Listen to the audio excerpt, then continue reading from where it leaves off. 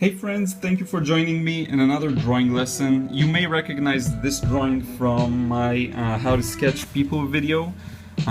This time what I want to do is, and I kind of went over it and added some, as you can see, some tones to the clothes and to the street. And now what I want to do is show you how simple it is to ink this thing.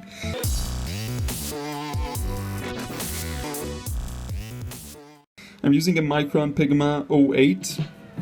I know a lot of people use this type of pen, and there's a good reason for this. It's really nice and simple to sort of get used to.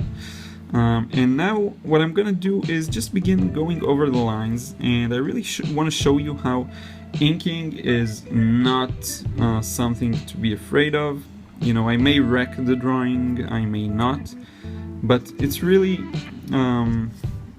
something that you have to practice, you know, to burn down a few of your creations on, kind of destroy them, and then slowly but surely get the hang of it.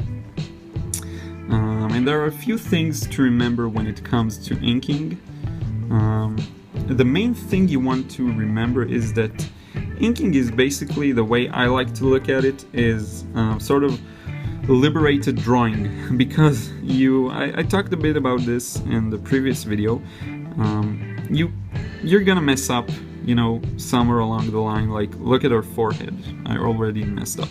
And with ink you can't fix those mistakes. I mean, you can, but for the most part you can't. So it's kind of, you know, you give it a go and you draw the lines as they come, and after a while you're gonna love the result, and in the beginning you're gonna hate it sometimes. You know, you may be an inking prodigy, I don't know, but for me, when I just began inking, it was like, whoa, this is terrible.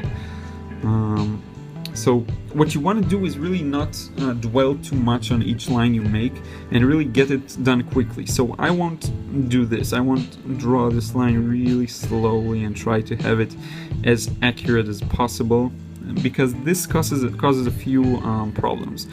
What I will do is do what I'm doing right now, just throw the lines in quickly. And the thing is, if you go over it like this very slowly and taking your time, it sort of loses its spontaneity, and also the lines can get a little wobbly, because a lot of the inking mediums require you to be fast. They actually turn out better if you're fast, so if you're quick with your lines. If I want to get these folds here, I better be quick about it, just like this. Another thing is that if you want to draw lighter lines, not to have them too heavy, also you gotta be quick and draw them rather rapidly. Now, if you want to give a certain line more weight, what you can do is sort of press harder and work a little slower. So you can see here I gave this line a little more weight, and I can do the same here. Press harder, and sort of, you see how it gets more heavy. This is especially important for, and I will make a video on this, on inking using a nib pen, because I know a lot of people are into drawing manga, and the nib pen is sort of the main inking tool for manga artists. Some use brush, some don't. A lot use the sort of classic G pen. And with this pen you really gotta master the art of pressure, and you want to be able to apply the right pressure when drawing, and sort of to make certain lines pop. With this example I'm really just, you know, going over the lines very quickly. I'm not gonna pay too much attention to the weight of the lines. I'm just gonna get them in.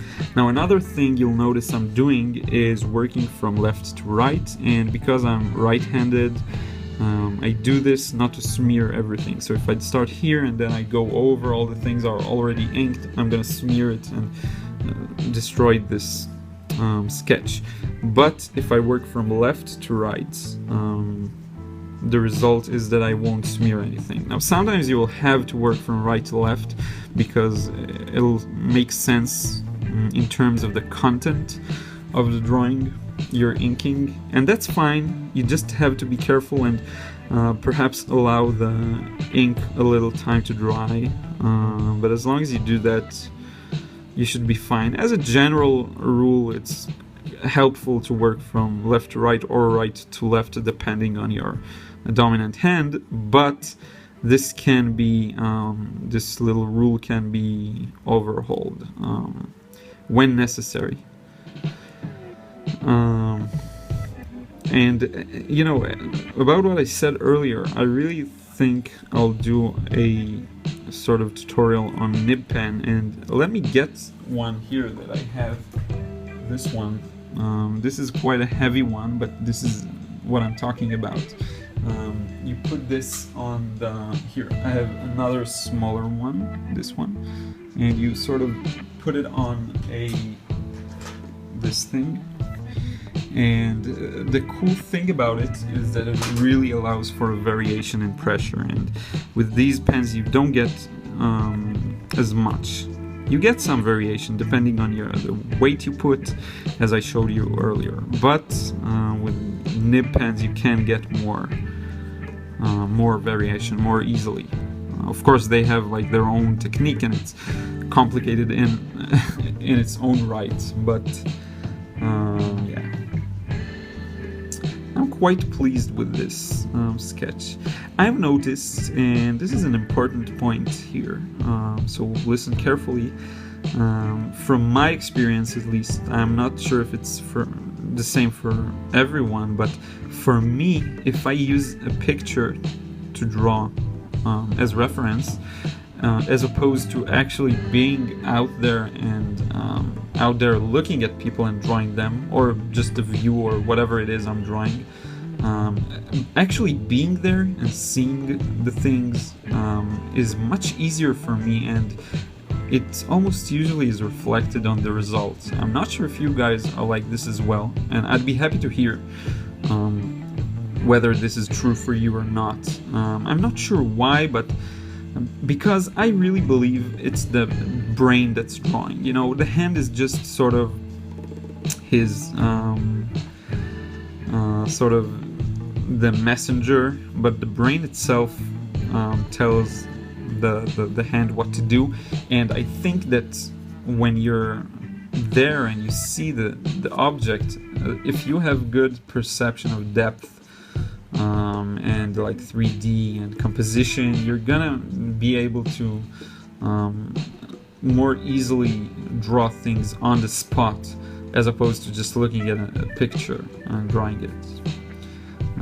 So that's the case for me at least. Now these sort of lines, I'm gonna go very quickly over them because if I dwell on them too much, they're gonna be very wobbly.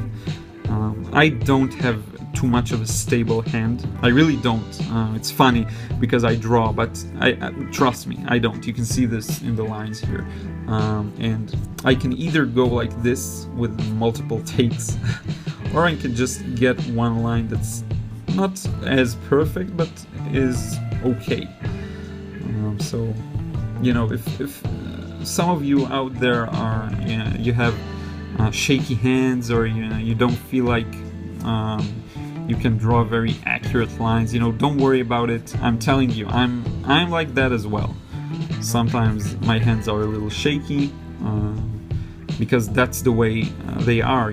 Stability is something that can be learned to a degree, but you can't always get it to be perfect. Anyway, I really went over all the rest of the details fairly quickly. I believe this is with this I'll wrap this video up. Let me know if it helped you. Leave a comment below, and if you want me to do something else, feel free to ask. I'm kind of going over the things that are pitch black, and I'll be happy to provide to create a video about a topic that interests you. And I want to thank everyone who subscribed to my channel, because I'm almost have 200, and it's kind of cool, actually. So thank you. I appreciate everyone, and you know, every time I get an email about a new subscriber, I'm happy. So yeah. Anyway, please subscribe and check out my website. I send like personal emails with a lot of cool content on how to draw, and if you email me, I'll actually answer. If you have any questions, more personalized questions about a drawing you've made or something like that, I'll definitely try and help and take a look. And I'll see you in the next video, and until then, take care.